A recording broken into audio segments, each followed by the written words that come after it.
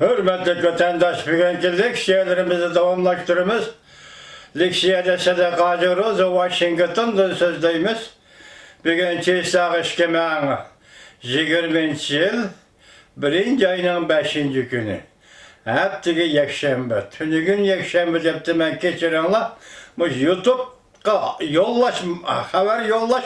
Minisel avar kıladı şuna zihnim çekilip duruyordu. Köydünler hani işke parça makaldeme leksiya mangmaya kaldı.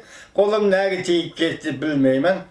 Andama kombinuma kamera mesela çatak kılıp avar kılıvadı. Şunu fikrim çekilip gidiyordu. Şunun için geçirenler beni vatandaşlar. Allah halis herkes toxtamayman. Eğer tuyuqsuz toxtab qaldığın iş olsa, ya ki kameradan ya ki yollaşdan çatak çıktı deb oylaysanlar buldu. Hürmetli vatandaşlarım. Bugünkü vaziyetten gep etsek, hazır 2 gün oda. Mesela şembe günü bir katım, yakşembe günde bugün bir katım diye hesapta Amerika Koçmuş Ştatlarının Prezidenti Trump efendi İran doğrusu da Twitter'da fikir kaldırıp 2 katım İran'a münasebetli söhbet bayan kıldı. Hazır şunadan qaraganda Amerika Koçmuş Ştatları bilen İran'ın oturusideki bu ziddiyetlerinin pesiyişi ve yeki ciddilişip gitişi doğrusu da reallik bir nime deydi.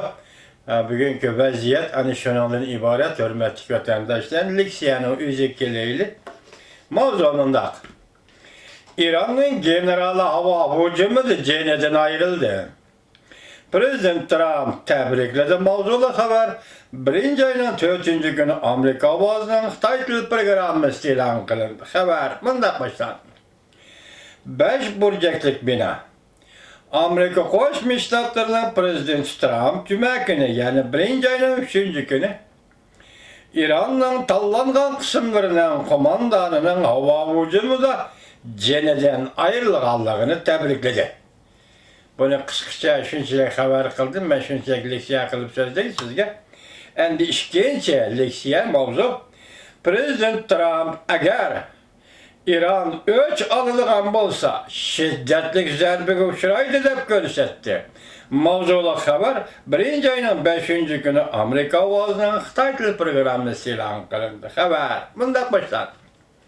Washington. Amerika Koçmuş Ştatlarının Prezidenti Trump agahlandırıp mındak görsetti.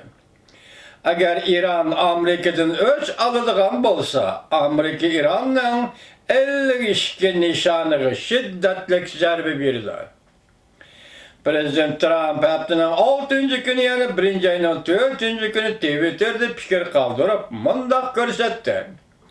İran'ın tallangan kısımlarına komandanı Süleymani etip öldürülgendiğin ki İran yüreğine kaptak kılıp Amerika'nın menbaalarına zerbe birimiz dedi.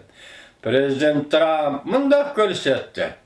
Amerika tehditle köp buluşunu halamaydı. Amerika İran'ın 52 nişanını karağa aldı.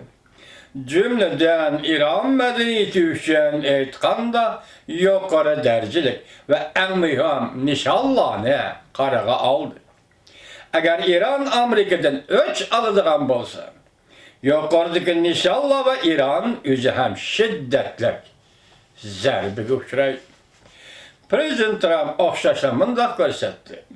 Bu 52 nişan 1979 yılı İran görev algan 52 nefer Amerikalı vekillik kıldı. Bu 52 nefer Amerikalı görev elinip 244 gün nezarband kılıngan idi İran'da. İran kovduqçular misli komandanı Abu Hamza 1. ayının 3. günü mındak dedi. Kolumuz yetediğin dairdeki Amerikalıklardan öç alımız. O yana mındak dedi. Paris koltuğu rayına yetip kelgen Amerika parklara hücum kılışımız mümkün.